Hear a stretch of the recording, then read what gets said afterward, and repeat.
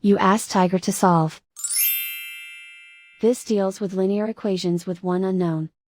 The final result is x equals 10. Let's solve it step by step.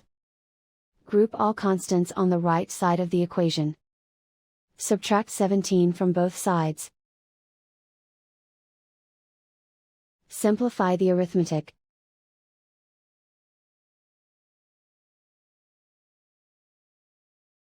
Isolate the x. Divide both sides by 5. Simplify the fraction. Find the greatest common factor of the numerator and denominator. Factor out and cancel the greatest common factor. And so the final result is x equals 10.